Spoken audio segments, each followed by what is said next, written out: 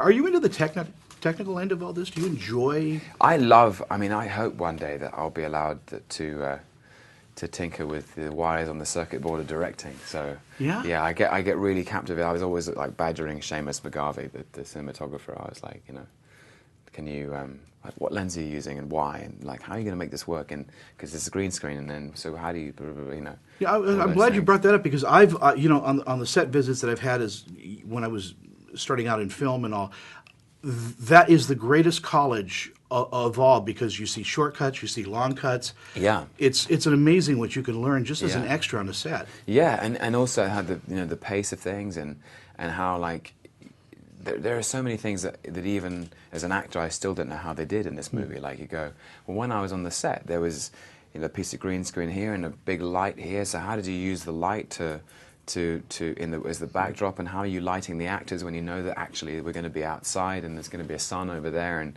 it's an incredibly technical exercise. It really is. I'm amazed. And I imagine it enters into that.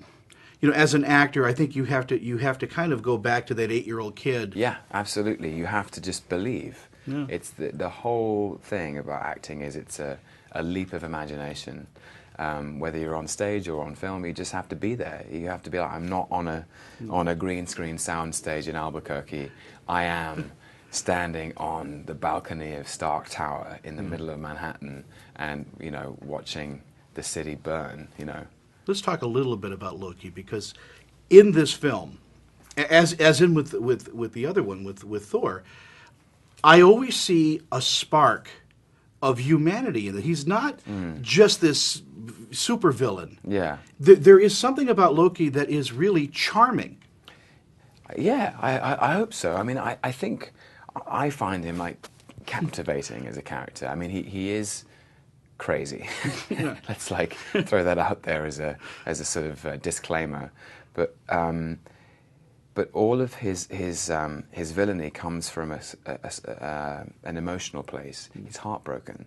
You know, his whole life has been a lie. He was born as a cast out child of this monster. He was then adopted. He was then lied to and betrayed, and yet he has an enormous style and an elegance and a grace that sort of somehow sort of, I don't know whether it's a genetic inheritance or just some natural predisposition, but it's like if you're going to destroy the universe, you might as well look good doing it. You have a regalness about it. Yeah.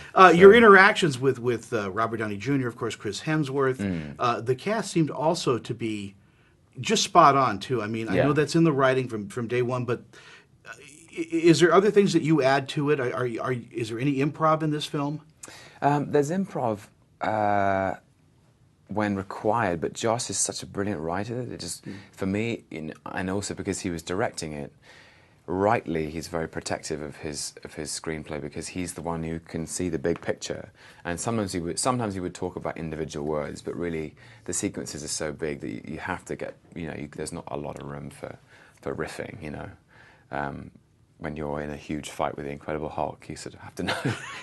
Everyone has to know where they're standing and what they're saying. But I enjoyed it so much. I mean, I've always said that acting is, for me, is the best analogy is playing tennis, because tennis is a sport you can't play on your own. You have to play with a partner, and you can't prepare for what's going to happen out on the court.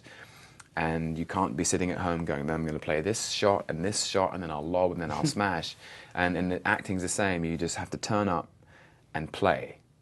And playing with Robert Downey Jr., playing with Sam Jackson, with Mark Ruffalo, with Chris Hemsworth, with all of these guys was just so much fun. Thank you so much. Thanks, Good to buddy. see you.